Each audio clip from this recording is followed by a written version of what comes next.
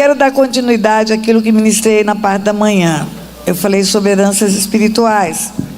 Dei um preâmbulo, muita gente não estava aqui, mas eu sei que fica tudo gravado na internet, então você deve assistir a aula da manhã, na verdade o culto da manhã, que foi uma aula sobre heranças espirituais. Falamos sobre quebra de paradigmas, falamos sobre a história de Davi, falamos como que Deus me mostrou o que havia de herança espiritual na minha família, morte de primogênitos, perda de meninos, e falei de Noé, mostrando na Bíblia que Deus visita a iniquidade dos pais nos filhos, não é dos pais nos pais. Mostrei que Cã foi quem errou, filho de Noé, mas a maldição vem a partir de Canaã. De Canaã, que é neto de Noé, vem a maldição inclusive dos cananeus da terra de Canaã. Falei que quando houve a maldição de Canaã, não havia ainda os 10 mandamentos. Deus não havia escrito ainda com o dedo dele em tábuas de pedra a lei. E é na lei que está escrito: visitarei a iniquidade dos pais nos filhos. Mas eu disse que essa lei sempre existiu em Deus, sempre foi a base do trono de Deus. Ele não havia publicado a publicidade da lei, deu-se no Monte Sinai, mas ela sempre existiu. E eu disse que o mundo espiritual é legal, e eu quero pegar a partir desse ponto da manhã. Falei de Noé, falei da terra de Canaã. Agora eu quero falar de Abrão, capítulo 12 de Gênesis. Ora, disse o Senhor a Abrão: sai da tua terra, da tua parentela, da casa do teu pai, para a terra que eu te mostrarei. De ti farei uma grande nação, abençoar-te-ei e engrandecerei o teu nome, se tu uma bênção. Abençoarei os que te abençoarem, amaldiçoarei quem te amaldiçoar, em ti serão benditas todas as famílias da terra. É um pacto, é uma promessa de Deus para Abraão. A única coisa que ele precisa fazer é obedecer e ir para o lugar onde Deus determinou. E Deus promete bênção, bênção e proteção. Partiu, pois, Abraão como lhe ordenara o Senhor. Versículo 4. O Senhor não sugeriu, o Senhor deu uma ordem. Partiu, pois, Abraão como lhe ordenara o Senhor. E Ló foi com ele. Tinha Abraão 75 anos quando saiu de Harã. Abraão levou consigo a Sarai, sua mulher, e a Ló, filho de seu irmão, e a todos os bens que havia adquirido, e as almas que lhe acresceram em Harã, e saíram à terra de Canaã, e lá chegaram. Então, no versículo 1, Deus chama Abraão para uma terra que Deus queria fazê-lo introduzir. Qual era essa terra? Era Canaã, era a terra que foi amaldiçoada a partir do pecado de Cã. Deus queria dar nova identidade para aquela terra, queria colocar um povo para abençoar aquela terra, acabar com a maldição daquela terra, mudar a história daquela terra. E chama Abraão, e Abraão obedece. Abraão ouviu a voz de Deus. O Senhor não apareceu, o Senhor falou com Abraão. Capítulo 12, versículo 1, disse o Senhor a Abraão, o Senhor falou. E Abraão obedeceu. E aí chega em Canaã. Quanto tempo demorou? Não sei, mas chegou. Só que Deus falou: eu vou te mostrar a terra. Deus fala: eu vou te mostrar, para você não ter qualquer tipo de confusão e não entender que a terra que eu quero te dar é a terra de Canaã. E aí passou Abraão pela terra até o lugar de Siquém, até o carvalho de Moré. Nesse tempo os cananeus habitavam na terra. Talvez você pense assim: Abraão podia saber que era Canaã, porque os cananeus habitavam lá. Mas os povos nômades andavam de um lugar para o outro. Hoje você vai encontrar paulista no Rio de Janeiro e carioca em São Paulo. Se você achar carioca em São Paulo, não significa que lá é Rio de Janeiro. Deus queria mostrar para Abraão com certeza a terra que ele tinha que ficar. E agora, versículo 7, apareceu o Senhor a Abraão, apareceu, e disse: a tua descendência darei esta terra. Abraão edificou um altar ao Senhor que lhe aparecera. No versículo 1, Deus fala, mas Abraão ainda não conhecia Deus por inteiro, Abraão podia dizer: eu não sei se é a voz de Deus, se é a minha cabeça, se eu estou pensando demais, mas agora Deus apareceu para ele, para não deixar dúvidas. E Abraão ficou tão impressionado com o aparecimento de Deus, que fez um altar. Pela primeira vez, Abraão adora o Senhor. E o Senhor disse a Abraão o quê? A tua descendência darei esta terra. É como se fosse o GPS dizendo: você chegou ao seu destino. Você está no lugar certo, Abraão, é aqui. Língua portuguesa nos ensina a interpretar a Bíblia. Esta mesa, não é essa mesa, e não é aquela mesa. Esta mulher, não é essa mulher e não é aquela mulher. Esta é aqui onde eu estou. Essa está próximo e aquela está longe. Quando Deus falou para Abraão: darei à tua descendência esta terra, é o lugar onde você está, Abraão. É esse o lugar. Esse lugar da bênção. E eu darei a tua descendência. A bênção vai ser para você e para os seus descendentes. Em outras palavras, permaneça aí. Fique na terra que eu já te mostrei. No começo eu te mostrarei. Agora eu já mostrei. Fica nessa terra. Abraão ficou andando pela terra. Passou dali para o monte oriente de Betel. Armou sua tenda. Ficando Betel ocidente, Ai oriente. Também edificou um altar ao Senhor, invocou o nome do Senhor. Ficou andando na terra. E mais um altar, mais uma adoração. Tem problema Abraão andar na terra? Não. Se Deus falasse a São Paulo, pode ser Jales, pode ser São José do Rio Preto, pode ser Campinas, mas tem que ser São Paulo, não é outra terra. Pode andar na terra, pode marcar o território, pode caminhar sobre ela, mas não pode sair dela. Abraão fez outro altar. Depois continuou o seu caminho, seguindo sempre para o sul. Não tem nenhum problema. Ora, havia fome naquela terra. Desceu, pois, Abraão ao Egito, porque havia fome naquela terra. Meu Deus, Deus não mandou ele para o Egito. Deus não disse que ele saísse daquela terra. Deus havia afirmado que aquela terra era o lugar da bênção para ele e para a descendência dele. Você até pode justificar Abraão de sair para o Egito pelo fato de ter fome em Canaã. Ele tinha medo de morrer, ele ainda não conhece Deus por inteiro, ele ainda não é o pai da fé, ele ainda não sabe que Deus tira a água da rocha, ele não sabe nada disso. E o medo de morrer de fome faz ele ir para um lugar onde tem comida, porque havia fome em Canaã. Já havia fome em Canaã pela maldição da terra de Canaã. Eu falei para vocês hoje de manhã que as maldições se manifestam em coisas que acontecem na terra, não é na eternidade. A fome pode ser decorrência da falta de colheita, e a falta de colheita pela falta da chuva, porque isso é maldição. E Abraão foi para uma terra maldita, mas para ele marcar com a bênção aquela terra, para ele ser um instrumento de Deus para abençoar aquela terra. Ele não entendeu.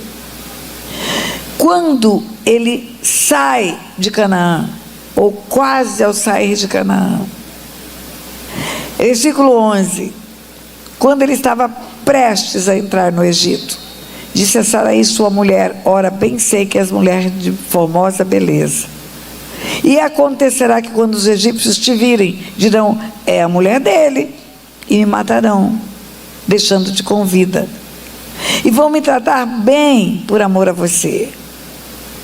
Como é essa conversa? Abraão chega para sua esposa Sarai e fala: você é linda, nós vamos entrar numa terra que chama Egito, e quando os egípcios te virem, eles vão desejar você, e vão querer levar você como mulher, e se souber que você tem marido, vão me matar. Então vamos combinar o seguinte: vamos dizer que eu sou teu irmão, e aí eles vão me tratar bem, achando que eu sou o cunhado, vão te levar de qualquer maneira, mas eu vou ficar vivo. Essa é a conversa. Olha bem, quando estava prestes a entrar no Egito, disse a Sarai sua mulher: bem sei que és mulher formosa à vista, acontecerá que quando os egípcios te virem, dirão: é a mulher dele, me matarão, mas te deixarão com vida. Então peço-te que diga que é minha irmã, para que por tua causa me trate bem, e me conserve a vida. Trocando em miúdos, a combinação de Abraão com Saraí, sua mulher, não importa que eles te levem, importa que eu fique vivo. Não importa que eles te tomem para mulher, importa que eu fique vivo. Que conversa é essa? Deus não havia prometido uma descendência para ele, então ele não iria morrer. Deus não daria descendente se ele morresse. Ele não morreria de fome. E foi assim o combinado feito. Aconteceu que, entrando Abraão no Egito, versículo 14, viram os egípcios que a mulher era muito formosa, e os egípcios é o povo. E a notícia correu. Entrou um povo com fala diferente, com verso diferente, um povo hebreu, e no meio desse povo tem uma mulher linda, e ela não tem marido. A notícia chegou no palácio. Os príncipes de Faraó foram conferir, levaram a Faraó a notícia, gabaram-na junto de Faraó, que a mulher era formosa mesmo. E a mulher foi levada para a casa de Faraó. A notícia chegou na casa de Faraó, no palácio: olha, tem uma mulher linda nesse grupo que chegou e não tem marido, e Faraó pode ter um harém. Faraó disse para os príncipes: traz ela para mim. E a mulher foi levada para a casa de Faraó. Não foi levada para ser empregada doméstica, não foi levada para ser babá dos filhinhos de Faraó, foi levada para ser mulher de Faraó. E ele, Faraó, por causa dela, tratou bem a Abraão, que veio a ter ovelhas, bois, jumentos, jumentas, escravos, escravas e camelos. Está escrito: ele tratou bem a Abraão por causa dela. Ele tratou bem a Abraão, o que ele pensava que era o cunhado, por causa dela. E veio a ter um grande rebanho de ovelhas, de bois, de jumentos, de servos, servas, jumentos e camelos. Língua portuguesa: veio a ter, não tinha. Passou a ter, porque ela estava como mulher de Faraó. E Faraó tratando bem Abraão como um cunhado que merecia o melhor. O que aconteceu? Deus não deixou essa história prosseguir.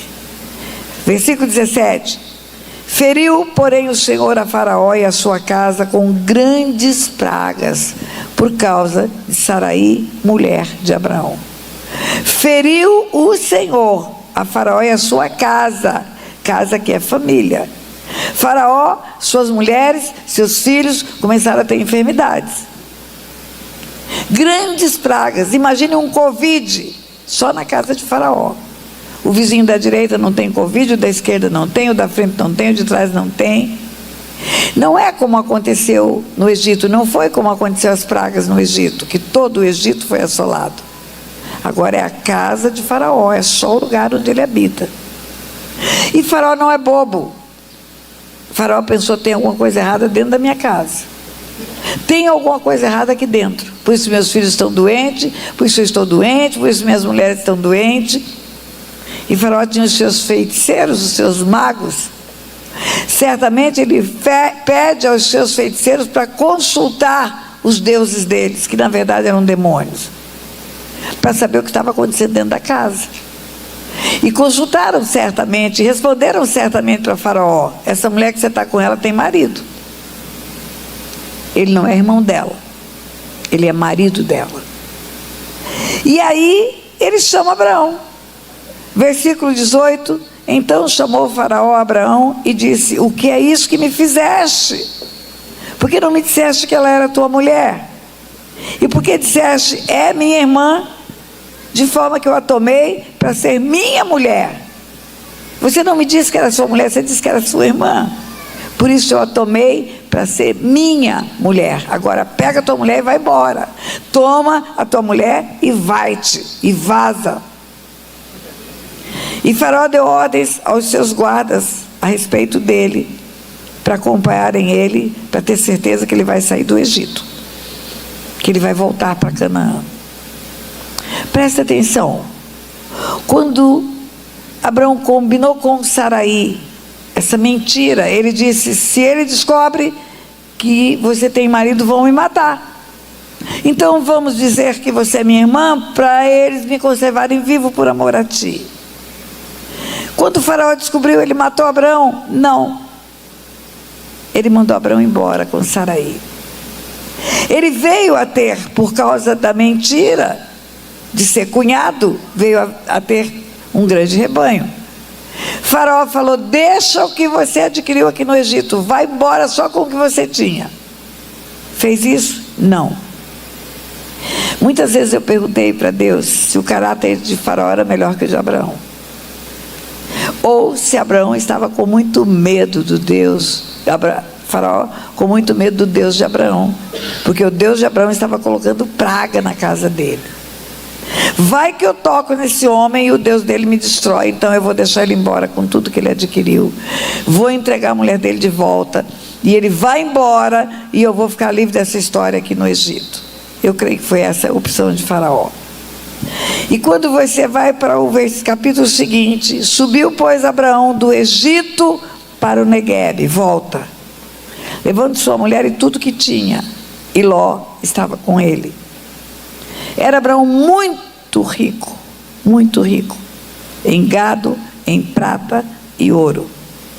Na sua jornada subiu do Neguebe para Betel, até o lugar onde outrora estava a sua tenda, até o lugar do altar que dantes havia feito, e ali, e só ali, e apenas ali, Abraão invocou o nome do Senhor. Então, durante todo o tempo da mentira, do enriquecimento com fraude, ele se esqueceu de Deus. Ali, só ali, quando o faraó enxota ele levanta um altar de novo e se lembra de Deus. Quanto tempo você acha que Abraão ficou no Egito, se dando bem com a mentira? Quanto tempo você acha que Saraí ficou com mulher de Faraó? Não sei. Os estudiosos da cronologia bíblica se contradizem. Uns dizem que foram 6 anos, outros dizem que foram 2 anos, outros dizem que foram 12 anos. A Bíblia não fala que havia acabado a fome em Canaã, por isso Faraó disse: olha, eu vou-me embora, acabou a fome na terra que eu vivia nela. Não. Abraão saiu porque foi mandado embora, foi enxotado. Eu não sei quanto tempo ele ficou, mas tem uma indagação que eu faço para avaliar o tempo que ficou. Quanto tempo demora para um homem com pecuária, com rebanhos, com gado, com ovelha, com camelo, ficar milionário? Porque muito rico na Bíblia é milionário.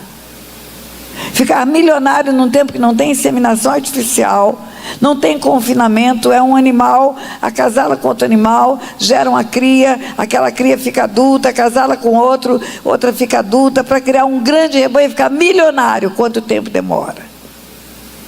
Os pecuaristas dizem que muitos anos, pelo menos 20 anos. Todo esse tempo, Abraão se deu bem no Egito.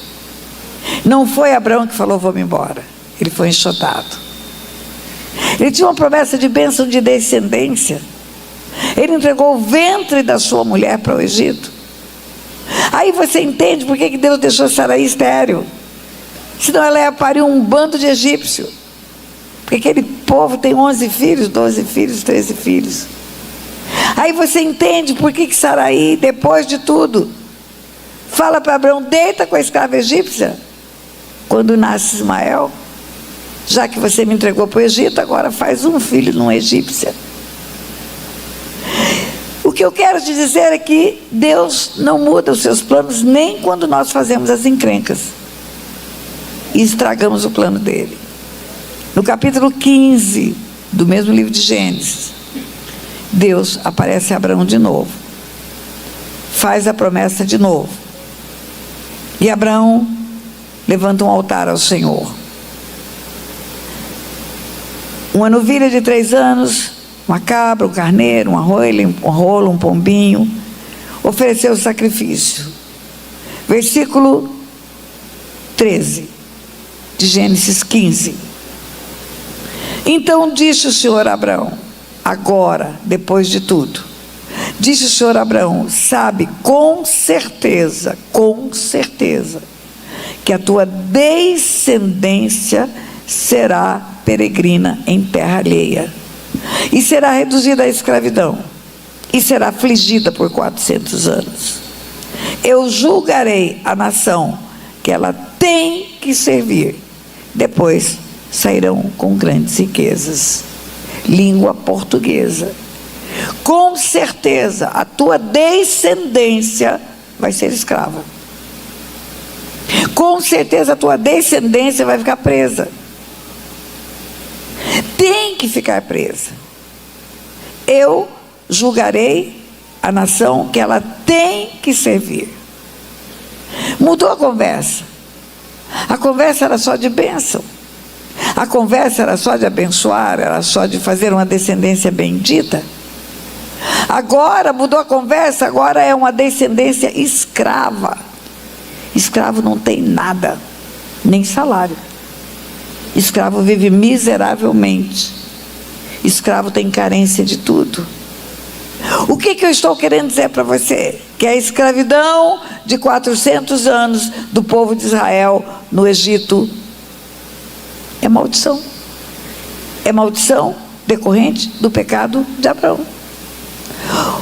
O homem Abraão tem a responsabilidade pessoal, mas a descendência de Abraão paga o preço do pecado do antecedente. Maldição é isso. Maldição é o erro de um, trazendo consequência para muitos, para os descendentes. Maldição é um legado, é uma herança, deixado de um para outro. Uma geração faz o que é errado, e um legado maldito vem para outra geração. Os escravos não são responsáveis, responsável é Abraão. Mas os escravos sofreram a consequência do pecado de Abraão. Quando se fala de herança espiritual, queridos, eu quero que você entenda que o herdeiro, ele não precisa fazer nada ou deixar de fazer nada para ele ser herdeiro.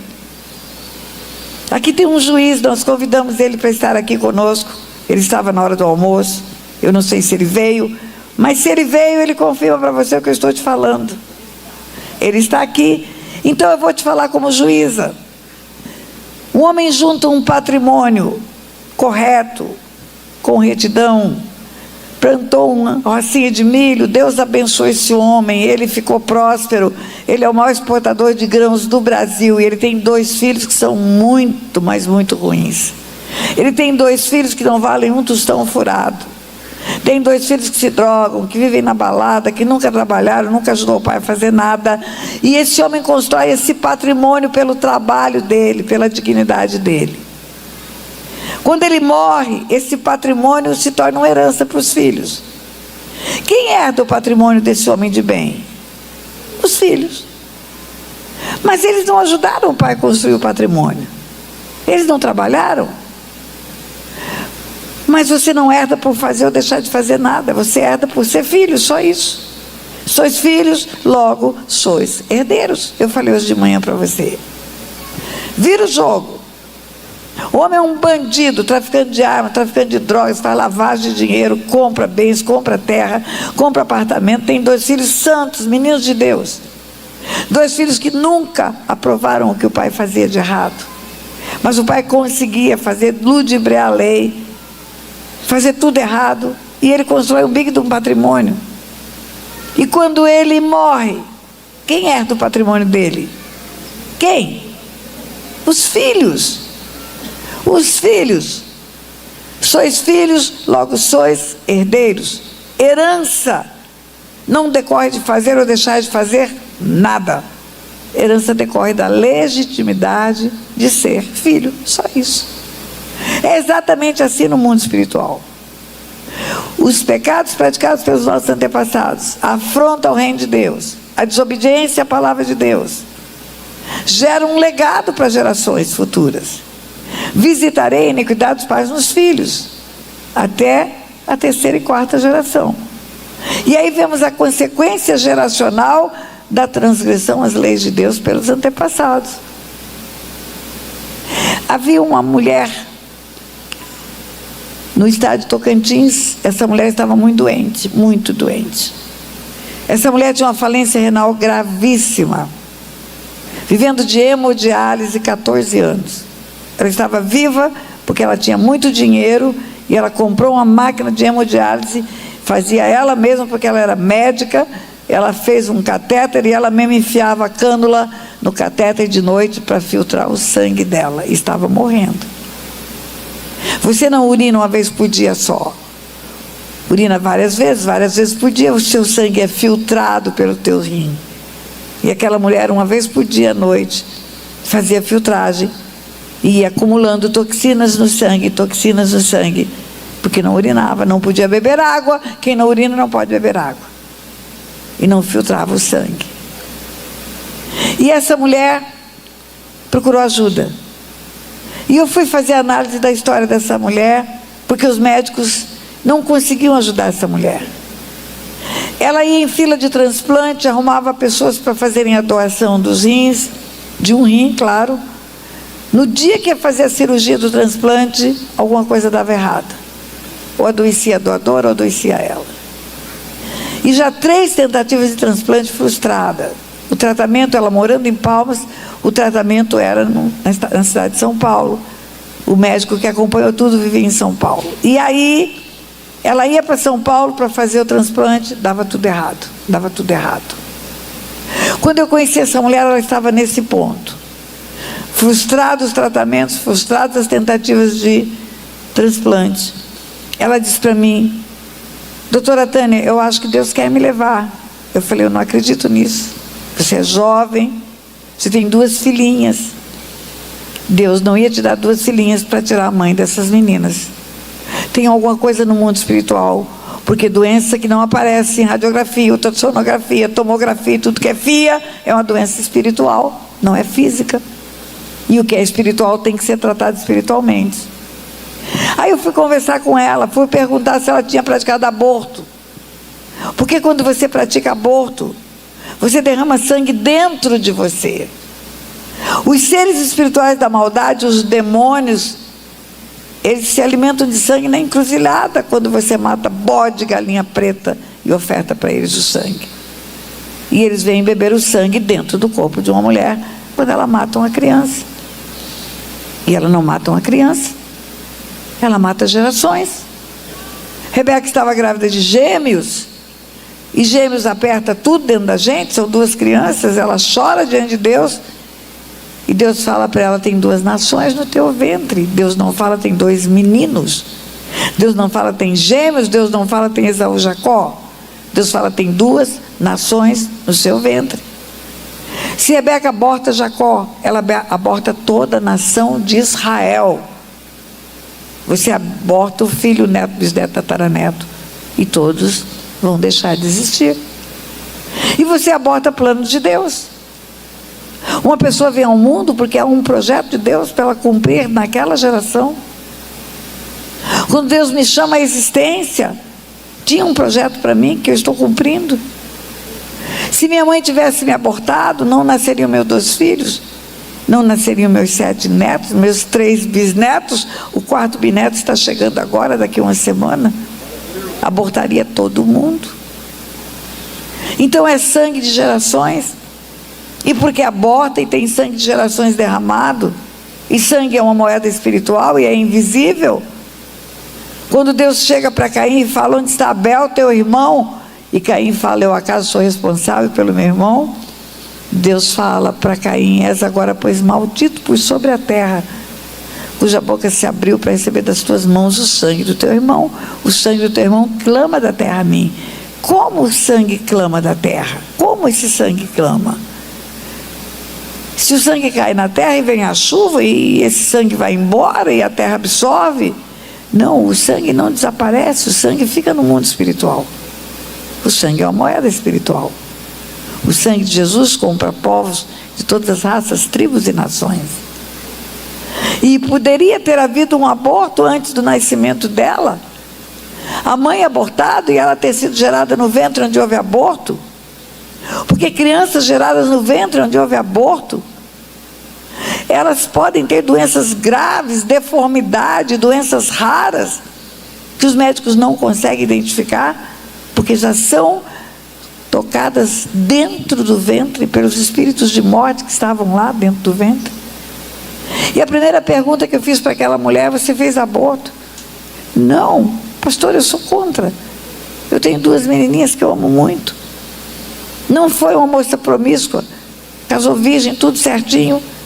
Aí eu disse para ela: então pode ser uma herança espiritual, pode ser uma visitação da iniquidade dos pais nos filhos. Indiquei os vídeos meus de heranças espirituais. Junta a sua família, assiste esses vídeos. E assim foi.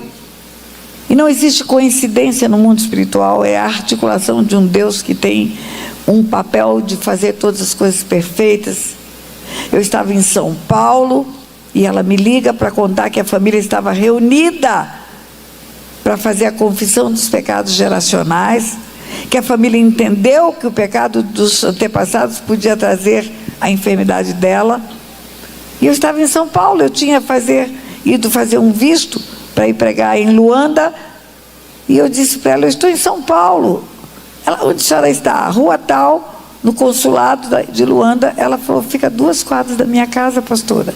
Vem aqui, nos ajuda nessa oração. E eu fui. Cheguei lá, a família estava toda reunida, todo mundo em volta da mesa, uma mesa enorme, uma família rica, aquelas mesas que cabem 12 pessoas. Os filhos, nora, genro, neto, todo mundo lá. Família de crente, todo mundo na igreja, filhos pastores. Só o vovô dela tinha morrido cedo, morte prematura, mas a vovó estava viva, 90 e tantos anos. E eu sentei numa cadeira dessa, era uma cadeira de escritório, porque todas as cadeiras da casa estavam ocupadas. E quando eu perguntei: vocês ouviram os vídeos sobre heranças espirituais? Sim, ouvimos. Naquele tempo eu ainda precisava fazer mapeamento para identificar a herança pelos sintomas. Hoje eu identifico a herança, não precisa fazer mapeamento. Pelos sintomas eu sei que a pessoa tem uma herança de promiscuidade, uma herança de vício, uma herança de roubo, de furto, de apropriação indébita, uma herança de promiscuidade. Eu sei, pelo fruto que está sendo produzido. Naquele tempo eu não sabia. E eu falei: e vocês tem alguma coisa para dizer que pode ajudar a doutora Andréia? E para surpresa da família, aquela vovozinha de 90 anos, mais de 90 anos, levanta a mão e fala: eu sei qual é a causa. E todo mundo olhou para a vovó. E a vovó começou a contar uma história. Quando ela era jovem, 16 anos, casou, foi morar na roça, traiu o marido com um empregado da fazenda. O marido descobriu e matou o amante. Naquele tempo, lavou a honra. Lavei a minha honra matando o amante da minha mulher. Enterrou no fundo do quintal. E chama ela e fala: você está vendo essa terra movida aqui? É o fulano, eu descobri tudo, matei ele, enterrei ele aqui. Agora você tem 2 opções. Você cala a boca, não conta que eu fiz isso, eu não conto que você me traiu, e nós vamos viver junto o resto da vida, tudo de bem. Ou você conta e eu vou preso, vai vir a polícia, vai achar o corpo, eu vou preso, eu não vou negar, mas um dia eu vou sair. Eu sou réu primário, serei réu primário, não tenho antecedente de crime, vou ficar muito bonzinho na cadeia para ter liberdade condicional rapidinho, redução da pena. E quando eu sair, sabe o que eu vou fazer? Eu vou matar você e vou enterrar neste lugar. A outra opção é você ficar quietinha. É claro que ela ficou quieta. E o tempo passou e eles se converteram ao Senhor. Eles conheceram Jesus. Eles tiveram filhos, netos, bisnetos, pastores, filhos pastores. À medida que a vovó ia contando essa história, a família foi ficando de boca aberta. Eu só empurrei a cadeira de rodinha e ficava olhando para as pessoas. Um filho dela se levanta, fala: mamãe, você não precisa falar isso, isso é coisa do passado, sua vida já mudou, você hoje tem Jesus na sua vida, isso já acabou, está enterrado, sepultado essa história. Ela falava: eu preciso falar. A filha levanta e fala: mamãe, você não precisa se envergonhar diante da gente. Isso já foi entregue na cruz, Jesus já perdoou o teu pecado, você é nova criatura. Ela falou: eu preciso falar, eu entendi pelos vídeos da doutora Tânia que eu preciso trazer para a luz aquilo que está encoberto. Resumo, fizemos a oração. A família reconhece esse pecado dos antepassados, o adultério, o homicídio, reconhece, renuncia à herança decorrente do pecado dos antepassados. O pecado é deles, mas a herança é de filho, neto, bisneto, tataraneto. Visitarei a iniquidade dos pais nos filhos, até a terceira e quarta geração, está na lei. E oramos e eu fui embora. Não passou um mês, doutora Andréia me liga, em choro de alegria: pastora Tânia, eu urinei pela primeira vez em 14 anos. O meu rim voltou a funcionar. A minha doença foi embora. A minha enfermidade acabou. A morte foi embora. Eu vou viver para criar minhas filhas. Eu sabia sobre herança espiritual. Tanto eu sabia que eu ensinei ela a ensinar a família. Eu sabia que há uma visitação de iniquidade dos pais nos filhos, que filhos adoecem de doenças graves por causa de pecados dos pais, que existe morte prematura por causa de derramamento de sangue numa família. Tudo isso eu sabia. O que eu nunca tinha parado para pensar, ficou muito claro para mim naquele dia, que é o seguinte: quando você vê uma santa vovozinha, cabeça branquinha, bonitinha, que faz crochê, faz tricô, conta historinha, você imagina que ela foi sempre uma santa vovozinha? Você não para pensar que um dia ela pode ter sido uma sirigaita e construído um legado geracional para você. Você não pode imaginar. Ela é uma pessoa hoje, mas ela não foi sempre essa pessoa. Aí eu entendi a importância de falar sobre esse assunto, a importância de desafiar as pessoas a tirarem o que está em oculto e trazer para a luz. Porque a confissão de pecados daquela vovozinha corajosa, realmente mudada, transformada, mulher de Deus, libertou toda a família dela. Quando você nega a existência de herança espiritual, você está negando a possibilidade de seus descendentes ficarem livres disso. Você está negando a possibilidade de seus descendentes romperem com essas heranças malignas. E eu quero contar para você que eu escolhi 3 personagens que são referências para mim na Bíblia. Eu escolhi Davi, eu falei hoje de manhã dele. Se você não ouviu, vá procurar na internet, está gravada o culto da manhã. Eu escolhi Noé. Davi, um homem segundo o coração de Deus, o rei de Israel, o salmista de Israel. Eu escolhi Noé, um homem que no meio de uma geração que Deus ia exterminar, foi diferenciado, separado pela integridade. Eu escolhi Abraão, amigo de Deus, pai da fé, que Deus chama para começar nova geração do seu povo, para ocupar em Canaã o lugar de maldição e trazer bênção. E esses 3 personagens bíblicos, homens marcados por serem diferenciados, eles tiveram que ver a aplicação da lei de Deus nele, de visitar a iniquidade dos pais nos filhos. Eles não ficaram livres da aplicação dessa lei. Deus não aliviou para eles, porque eles são especiais. Por que você acha que vai aliviar para mim e para você? Por que você acha que não vai aplicar essa lei de visitar a iniquidade dos pais nos filhos em nós? Você acha que nós vamos ficar livres dessa herança espiritual? Não. Deus ensina sobre esse assunto para você ficar livre disso. A nossa geração tem a cruz. Na cruz Jesus fez-se maldito por nós. E podemos ir à cruz, trocar as nossas maldições por bênçãos, mas é o único lugar onde podemos fazer isso. É o único lugar onde podemos fazer a mudança da história da família. E a partir de então, queridos, eu estou contando de um caso do começo do meu ministério. A partir de então eu tenho apregoado que a herança espiritual existe, que crianças estão morrendo por causa dos pecados dos pais, que Famílias inteiras estão sendo degradadas na promiscuidade por causa dos pecados dos pais. Olha a história de Davi. Davi adulterou. O que acontece com os descendentes de Davi? Um filho estupra uma filha. Davi praticou um homicídio. Um filho mata um filho. A consequência é visível na família de Davi.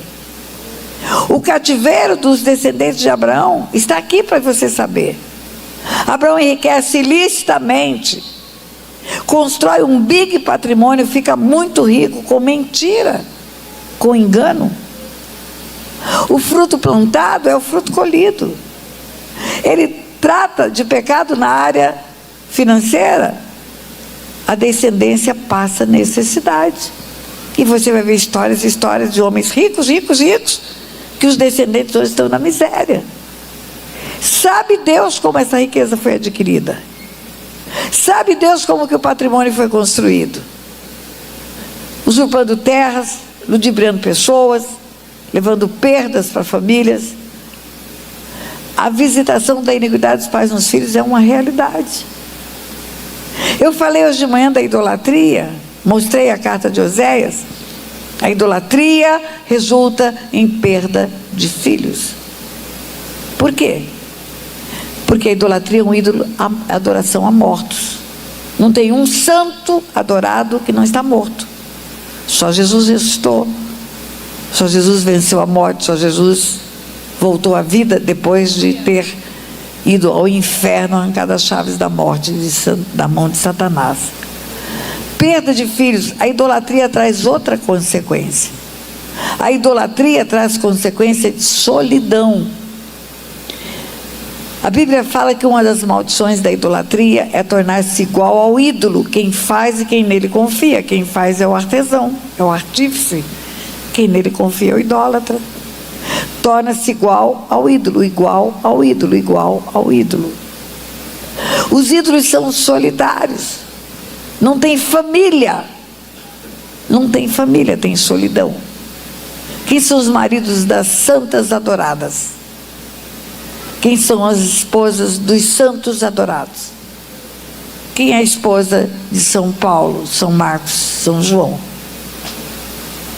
Quem é a esposa de Santo Antônio, Santo Casamenteiro? Quem são as mulheres deles? Quem são os maridos das santas? Quem é o marido da Aparecida? Quem é o marido da Nossa Senhora das Dores? Quem é o marido da Eduvige? Quem é o marido de Santa Luzia? Não tem. A idolatria não pratica uma adoração a quem tem família, só solitários. Quem são as mulheres dos padres? Não tem. Quem são os maridos das freiras? Não tem. Não tem família na idolatria. Não tem família. Não, a senhora está enganada. Tem a Sagrada Família, Jesus, Maria e José. Jesus, Maria e José. Eu vou dizer para você qual é o conceito bíblico de família. Deixará o homem seu pai e sua mãe, unir-se à sua mulher, e serão os dois uma só. Fala, uma só. Vou começar de novo. Deixará o homem seu pai e sua mãe, unir-se à sua mulher, e serão os dois uma só. Carne é sexo, é conjunção carnal. Não serão os dois uma só alma, nem um só espírito. É uma só carne. Quando Deus formou a mulher dentro do homem, separou os dois, transformou ela na mulher, e aí ele fala como profeta: deixará o homem seu pai e sua mãe, unir-se à sua mulher, e serão os dois uma só carne. É profecia sobre casamento. Ele não sabe o que é pai e mãe.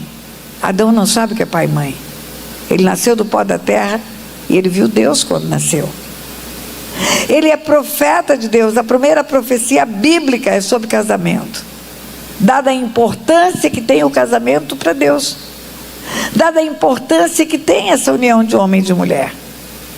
E eu sei que não foi Adão quem falou, eu sei que foi Deus quem falou pela boca de Adão, porque em Mateus 19, quando os fariseus vão a Jesus para inquiri-lo a respeito do divórcio, e fala: é lícito ao homem repudiar sua mulher por qualquer motivo? Jesus responde: não viste o que disse o Criador, o Criador, o Criador, o Criador, desde o princípio? Deixará o homem seu pai e sua mãe, unir-se à sua mulher, e serão os dois uma só carne. Não foi Adão quem disse, foi Deus. Então a primeira profecia bíblica é sobre casamento. O casamento é bênção, o casamento não é pecado. O casamento é algo que Deus estabeleceu para haver multiplicação dos homens na terra. O sexo no casamento é uma dádiva de Deus. Deixará o homem seu pai e sua mãe, unir-se à sua mulher, serão os dois uma só carne. Sexo, condição carnal. Mas a idolatria fala que ela é virgem. Ela foi virgem até o nascimento do Messias. A virgem conceberá, dará à luz um filho. A virgem conceberá, dará à luz um filho.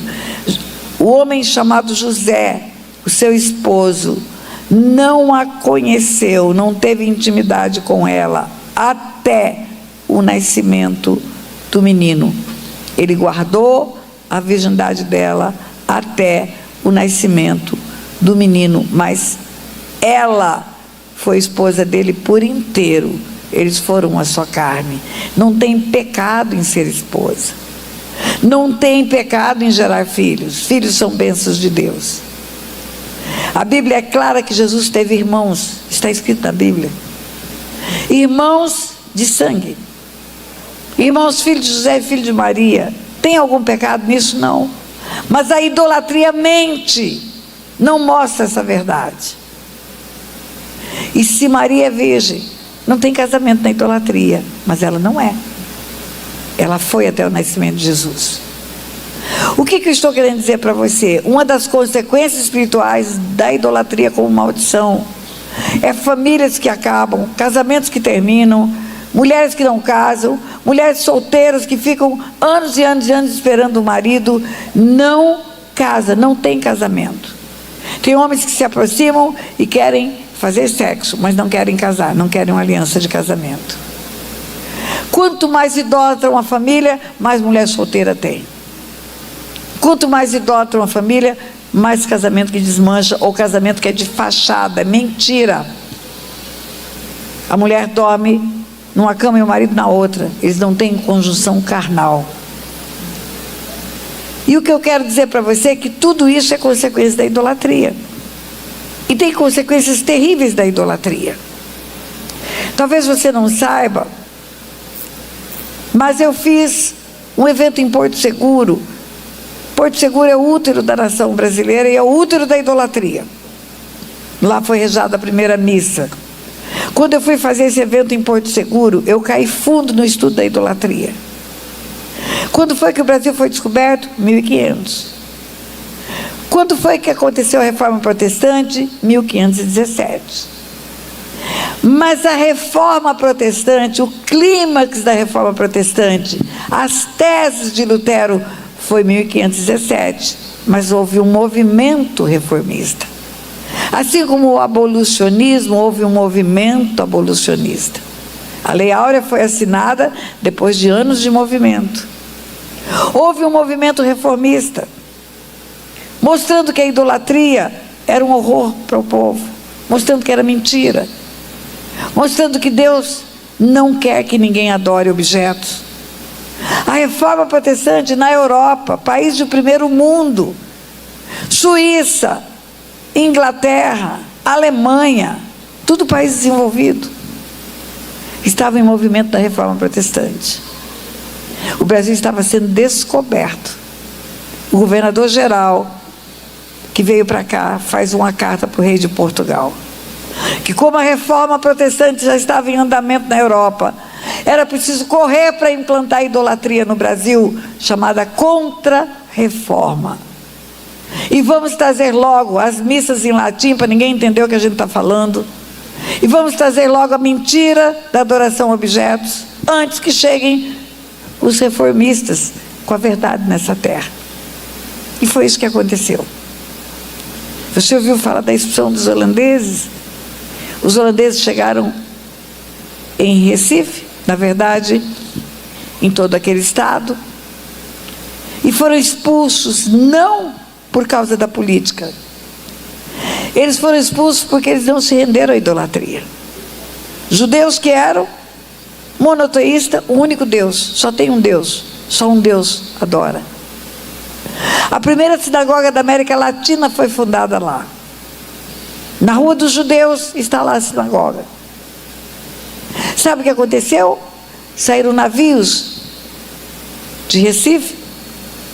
Alguns afundaram nos mares, outros foram atacados por piratas caribenhos. Um navio, com 23 pessoas, chegou no porto final. Onde foi o porto final? No estado dos Estados Unidos, numa cidade chamada Newark. A forma contractiforme, abreviando, é Newark. Mas o que quer dizer Newark? New Ark, nova arca, nova aliança. Os judeus expulsos do Brasil pela idolatria foram para os Estados Unidos, e a bênção expulsa do Brasil, porque Deus prometeu abençoar os que abençoassem Abraão e a sua descendência, e amaldiçoar os que amaldiçoassem Abraão e a sua descendência. Foram para Recife, e a bênção de Deus e a riqueza de Deus foi levada para os Estados Unidos. Quando você descobre isso, você entende que espiritualmente a consequência foi para a nação brasileira inteira. Hoje saem brasileiros formados, curso superior, que não têm emprego no Brasil, e vão limpar a casa de judeu nos Estados Unidos, porque o Brasil expulsa pela idolatria a bênção que Deus enviou para cá.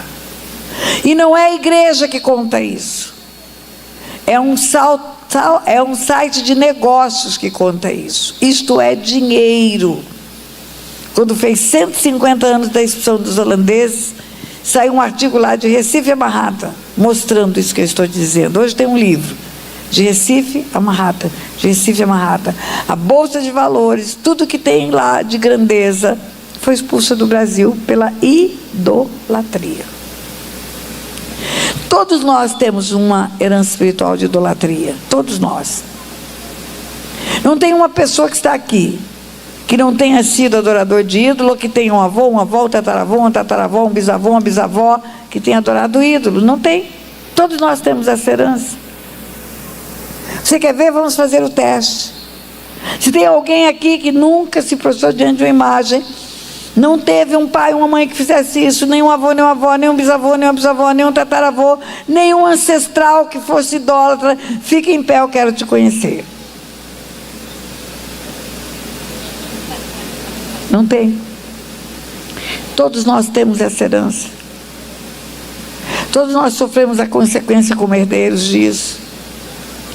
Todos nós temos herança de derramamento de sangue. Quando eu era criança, eu decorava para fazer a prova. Subia numa goiabeira e repetia até guardar. Minha memória é boa, você já viu que ela é boa. Quem foram os primeiros habitantes do Brasil vindo de Portugal e Espanha? Os degredados. Junto com os índios, formaram a população brasileira.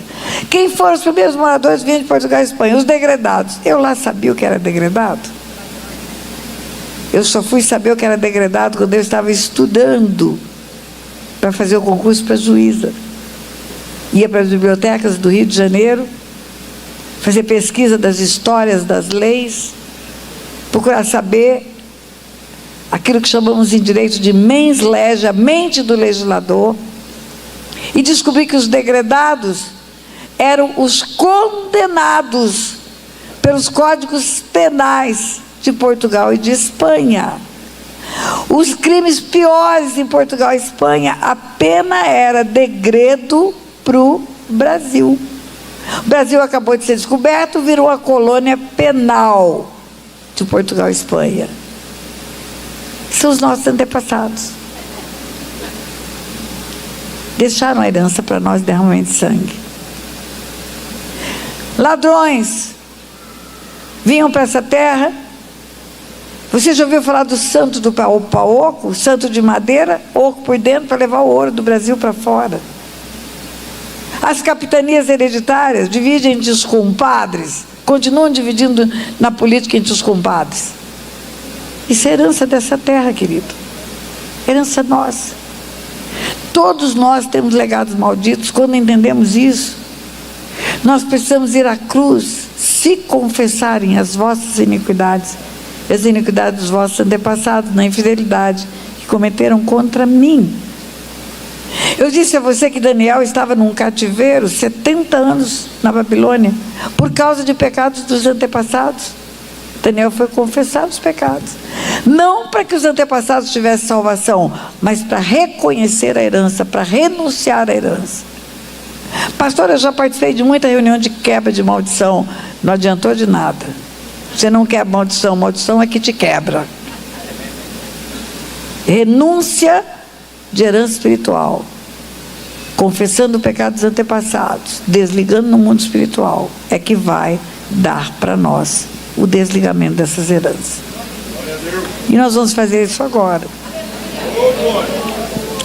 Eu não preciso fazer mapeamento mais para saber heranças que temos. Os sintomas indicam a herança. Sintoma, é fácil você falar de sintoma quando você fala de Covid. Falta de ar, falta de paladar, falta de olfato, febre, dificuldade respiratória, são sintomas de Covid. O Covid é um vírus que se instala no sistema imunológico, mas os sintomas são visíveis. Os sintomas das heranças que temos são visíveis.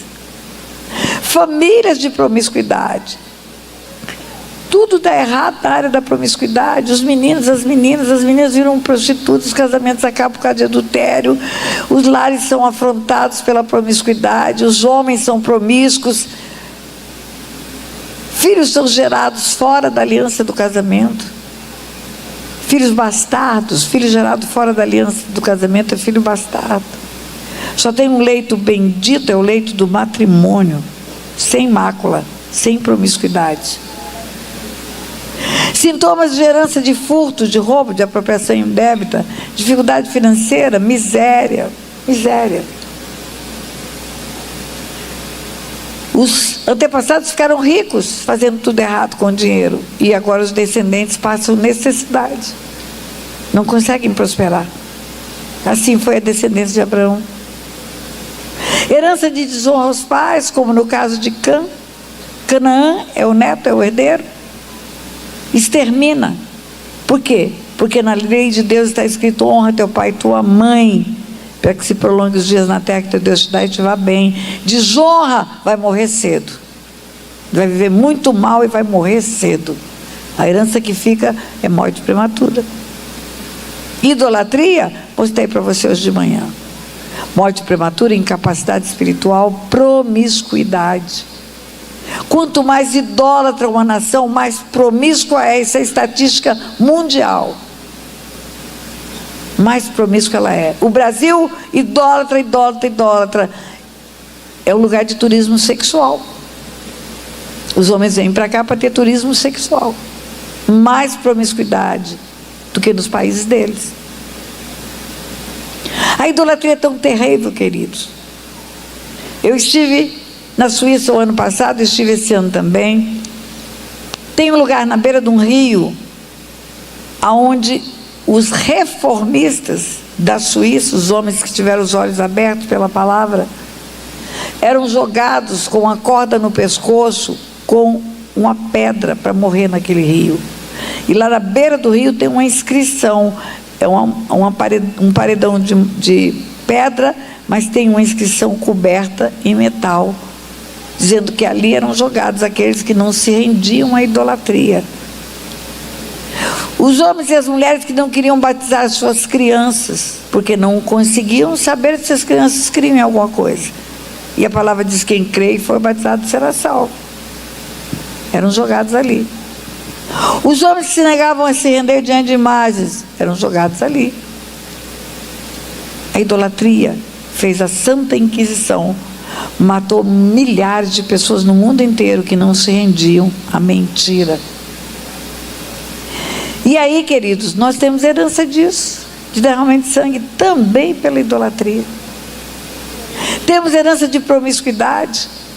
Os senhores de engenho, aqueles donos dos canaviais, donos daquele grande patrimônio, levavam as escravas para a cama. Elas eram as mulheres usadas por eles. As crianças escravas, abusadas também. A promiscuidade também é herança nossa. Enfim, temos muitas heranças, queridos. Muitas heranças. E quando acreditamos nisso, renunciamos a elas, desligamos delas, começa a mudar o quadro da nossa história. Quando eu fizer a oração aqui, que vai ser agora, você pode pensar assim: eu não sei se eu tenho herança de roubo, de furto. Eu vou orar essa oração que a senhora vai fazer. Oração não tem contraindicação. Pode orar, mal não vai fazer. Nós vamos orar sobre todo tipo de herança. Derramamento de sangue, roubo, furto, promiscuidade. Herança espiritual de ocultismo, feitiçaria, espiritismo, umbanda, quimbanda e tudo que é banda. É doença na cabeça e no pescoço. Porque essa é a parte do corpo ofertada para Satanás. É essa parte que entrega para os espíritos. Quando uma pessoa psicografa, o cérebro está mandando para a mão o desenho da caneta. Quando um demônio fala pela boca de uma pessoa, está usando o cérebro. Quando no candomblé um pai de santo faz a sua consagração, ele oferece a cabeça para o santo. Nos rituais ele bate a cabeça no altar. Quando ele se encontra, qual é o seu santo de cabeça? Consequência espiritual: doença na cabeça e no pescoço. Doenças neurológicas: esquizofrenia, bipolaridade, transtorno obsessivo compulsivo, autismo, doenças no cérebro neurológico. E doenças no cérebro físico também. Tumores, AVC, cegueira, surdez, tireoides com tumores, enxaquecas insuportáveis, doenças na cabeça e no pescoço, resultante da loucura do espiritismo. E tudo isso, queridos, pode ser rompido com oração. A Bíblia fala que Deus está disponível para nós. O véu foi rasgado, o novo e vivo caminho foi aberto. Temos a cruz e na cruz nós temos as respostas. Então nós vamos orar. Como faremos? Eu vou pedir que o povo da elite, da tropa de valentes dessa igreja, venha aqui para frente, se esparrame nos corredores aqui da igreja. Se distribua por aqui. Eles estão uniformizados, vai ser fácil identificá-los. Eles estão com aquilo que é o uniforme deles. O que eles vão fazer? Eles vão ficar disponíveis para ajudar você se você tiver dificuldade de orar. Porque espíritos familiares estão há séculos numa família. Estão há séculos. Já estava com os antepassados e ainda está com a geração atual. E eles não querem ir embora. Por que eles não querem ir embora? Porque a palavra de Deus diz que quando um espírito sai de um homem, vai para lugares áridos e desertos e volta. Então no mundo espiritual tem um lugar especial de suplício para eles. Eles estão num lugar confortável, que é um corpo humano, e eles vão para o lugar árido e deserto, e em consequência disso não ficam bem. Aí eles querem voltar para aquela pessoa, para aquela casa ou para aquela família. E se ele volta, ele traz mais 7 piores do que ele, e o estado da pessoa fica pior. Quando a pessoa vem para a libertação e não quer mudar de vida, eu falo, é melhor você ficar com um demôniozinho só do que uma quadrilha de demônio com você. Fica com o seu demônio de estimação, não vou expulsar não. Só vou mandar embora se você quiser mudar de vida. Então nós vamos fazer uma oração, tem que ser você com a sua boca. Eu falei para você hoje de manhã que se uma pessoa entra com uma petição de renúncia ao direito de herança, numa ação de jurisdição voluntária, o juiz quer ouvir ele falar que ele renuncia à herança. Ele precisa falar. É você que precisa falar. Eu vou só construir a oração para você. Primeiro eu vou fazer uma oração que eu chamo de cobertura, proteção. Essa oração é para cobrir você, para que você não tenha toques do inimigo que te impeça de fazer isso. Cobrir tua casa, cobrir todo mundo que leva teu nome, que tem o teu sangue, toda a tua família, os bens que você tem, até os animais, porque tudo vem de Deus. Não tem nada que temos que do céu não tenha sido dado. E aí, depois que eu fizer a oração de cobertura, eu vou construir uma oração para você repetir comigo. Você vai falar, porque é a sua herança. Eu já renunciei à minha. E cada silk, cada reunião que fazemos de Rompendo com Maldições, eu de novo instruo as pessoas, e eu já fiz isso mais de 200 vezes. Eu não preciso fazer, eu faço para te ensinar. É você que precisa falar, é com a tua boca. E por que eles estão aqui? Eles vão se esparramar pelos corredores também. Porque se você tiver dificuldade de orar, a oração que eu vou construir, eles vão te ajudar. Eles vão estar junto de você para ajudar você a fazer essa oração. O que pode acontecer? Uma falta de ar, uma tosse, uma dificuldade de articular a palavra, porque se ele puder impedir de você fazer oração, ele vai impedir. Aí você vai fazer essa oração como? Sentadinho, do jeito que você está, de olho aberto. Quando uma pessoa fecha o olho, ela perde conexão com o mundo natural. E é mais fácil do mundo espiritual tomar o corpo dela. Olho aberto, mãos para baixo, mesmo que você tenha o hábito de orar de mãos levantadas, porque você só vai levantar a mão se você precisar de ajuda, para não confundir essa tropa que está aqui. Se você precisar de ajuda para continuar a orar, você vai levantar a mão, um deles ou uma delas vai correndo até você para te ajudar a continuar a fazer a oração de renúncia das heranças. E depois que você orar, renunciando às heranças, aí eu vou fazer uma oração desligando do mundo espiritual a herança de trevas que estava na sua vida, e ligar você à herança da cruz, a herança de vida abundante. O ladrão não vem senão somente para matar, roubar e destruir, mas Jesus diz: eu vim para que tenha vida e a tenha em abundância. Então é isso que vamos fazer. Primeiro eu oro, cubro você, cubro a sua casa, cubro tudo que você tem. Vou pedir ao Senhor que envie anjos para esse lugar, dê ordem aos anjos dele para tirar desse lugar os seres espirituais que porventura têm acompanhado você para matar, roubar e destruir. Levar para onde Jesus mandar, lugares áridos e desertos é onde Jesus manda, e pedir que esses anjos estejam impedindo o retorno deles. E quando tudo terminar, você vai ficar livre das heranças malditas. Então vamos lá, tropa linda, uniformizada, distribua, alguns aqui, alguns lá atrás, alguns nos corredores, distribua antes da oração. Fique alguns aqui na frente, não saiam todos. E a equipe de intercessão intercedendo por essas vidas que estão aqui. A equipe de intercessão pode proibir a manifestação demoníaca nesse lugar. Em alguns lugares acontece. E se acontecer, pastora, pode deixar que essa tropa sabe trabalhar. Eles mesmos vão cuidar disso. Distribui ao longo dos corredores. Distribui lá atrás. Quando você vê uma pessoa levantar a mão, você que está ajudando, você da elite, presta atenção. Cássia e esse povo todo que está aí. Quando você vê uma pessoa levantar a mão, você vai imediatamente até ela, para ajudar ela a continuar orando. Você vai falar pertinho dela a oração que ela precisa fazer. E vai ajudar ela a articular bem articulado, abrir a boca e falar.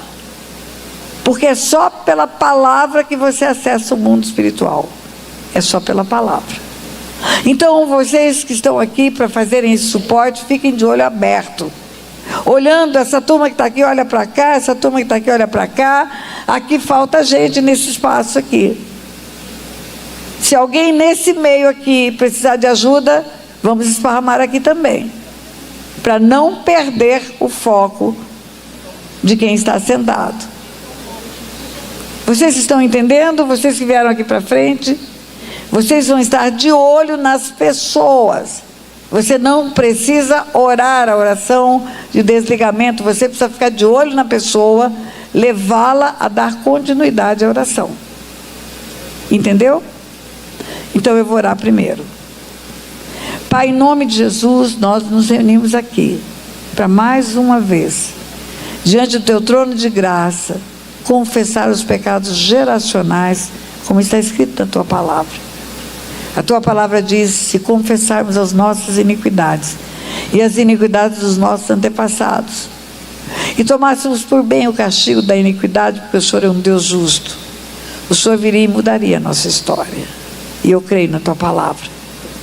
Como Daniel, nós estamos aqui confessando os pecados geracionais e pedimos ao Senhor que nos dê o teu favor, dê ordem aos teus anjos a nosso respeito, não apenas para trabalharem aqui nesse ambiente onde essas pessoas vão fazer a oração de renúncia, mas que os anjos estejam trabalhando nos lares deles, tudo que leva o nome deles, tudo que tem o sangue deles, tudo que se refere a eles, tudo seja guardado, coberto, escondido no teu esconderijo, invisível aos olhos do maligno. Guarda tudo que temos, até os animais que o Senhor nos deu, que nada possa ser tocado pelo inimigo. E aqui neste lugar destaca anjos para tirarem daqui os espíritos familiares que porventura têm acompanhado pessoas que aqui estão, levarem amarrados, acorrentados, sem força, sem poder de retorno, para onde Jesus mandar.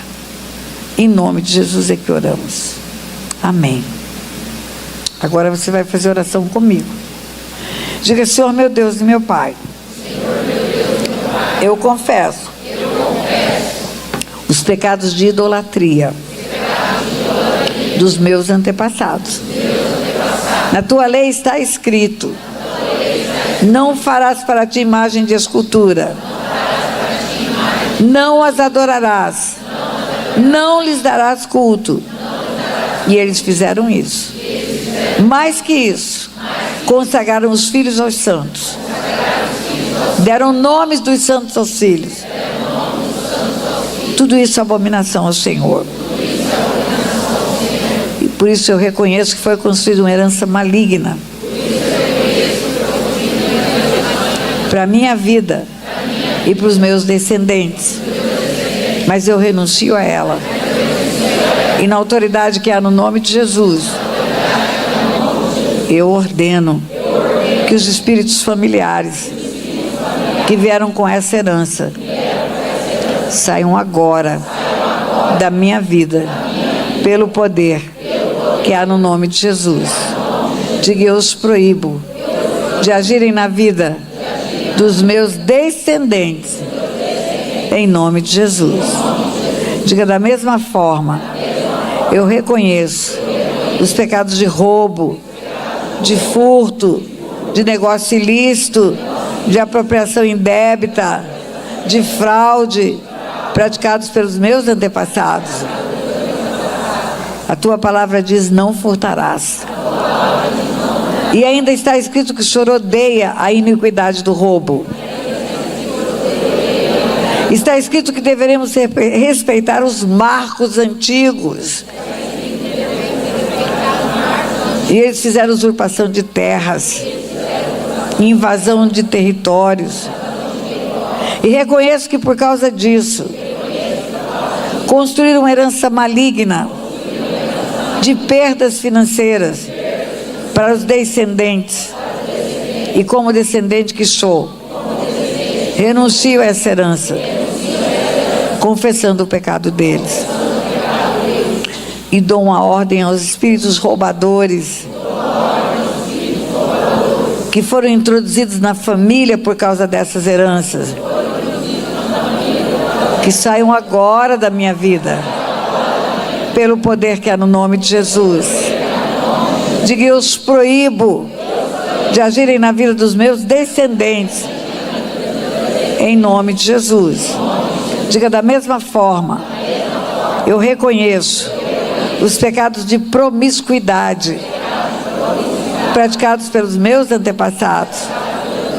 Na tua palavra está escrito: não adulterarás. Está escrito que só tem um leito bendito É o leito do matrimônio sem mácula. Eles desonraram o leito do matrimônio. Desonraram as suas alianças de casamento. Geraram filhos bastardos.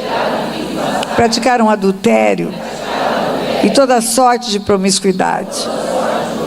Reconheço que por causa disso foi construída uma herança maligna para os descendentes. E como descendente que sou, renuncio a essa herança.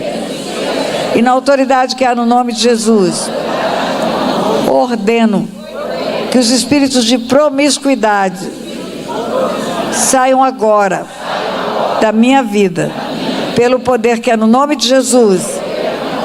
E eu os proíbo de agirem na vida dos meus descendentes, em nome de Jesus. Diga da mesma forma: eu reconheço os pecados de vícios praticados pelos meus antepassados. Contaminaram os seus corpos com drogas lícitas e ilícitas. O corpo do homem foi feito para ser templo do teu Espírito Santo. O Senhor diz que temos que separar o santo do profano. Mas eles contaminaram os seus corpos. E por causa disso, construíram uma herança maligna de vícios para os descendentes. Reconhecendo a herança, eu renuncio a ela. E na autoridade que há no nome de Jesus, eu ordeno que os espíritos de vício saiam agora da minha vida, pelo poder que há no nome de Jesus. E eu os proíbo de produzir vícios nos meus descendentes, em nome de Jesus. Diga da mesma forma: eu reconheço o pecado de desonra aos pais, às autoridades, praticados pelos meus antepassados. Reconheço que por causa desse pecado há uma maldição de encurtamento da vida. Renuncio a essa herança e ordeno agora que os espíritos imundos que vieram com essa herança para minha vida saiam em nome de Jesus. E eu os proíbo de agirem na vida dos meus descendentes, em nome de Jesus. Diga da mesma forma: eu reconheço os pecados de ocultismo praticados pelos meus antepassados, rituais ocultistas, oferendas a demônios, pedidos a demônios, oferta de animais, de sangue em lugares escusos. Reconheço que por causa desse pecado foi construída uma herança de doenças na cabeça e no pescoço. Renuncio a essa herança. E na autoridade que há no nome de Jesus, eu ordeno que os espíritos imundos que vieram por causa dessa herança saiam agora da minha vida, pelo poder que há no nome de Jesus. Diga: eu os proíbo de agirem na vida dos meus descendentes, em nome de Jesus. E diga da mesma forma: eu reconheço os pecados de derramamento de sangue praticados pelos meus antepassados, homicídios, abortos, maus tratos de escravos, violência doméstica, envenenamento de pessoas. E reconhecendo esse pecado deles, reconheço a herança, mas renuncio a ela. E na autoridade que há no nome de Jesus, eu ordeno que os espíritos de morte e de enfermidades que vieram para a minha vida por causa dessas heranças saiam agora, pelo poder que há no nome de Jesus. Diga: eu os proíbo de agirem na vida dos meus descendentes, em nome de Jesus. Amém. Agora eu vou orar. Pai, a tua palavra diz que a igreja tem a chave do reino dos céus para ligar e desligar. Coisas espirituais podem ser ligadas e desligadas. As heranças que essas pessoas renunciaram aqui agora, eu desligo espiritualmente no mundo espiritual. Desligo toda essa herança, declarando o fim dessas heranças na vida dessas pessoas. E ligo a vida delas à herança da cruz.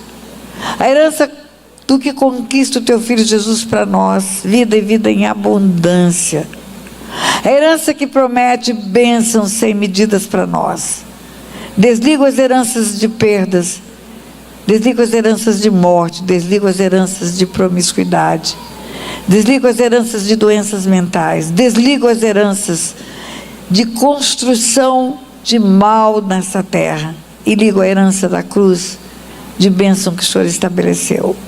E na autoridade que há no nome de Jesus eu ordeno que os espíritos imundos que vieram para essas famílias por causa dessas heranças saiam sem poder de retorno, para onde Jesus mandar sejam levados, em nome de Jesus. Você pode dizer um amém bem forte?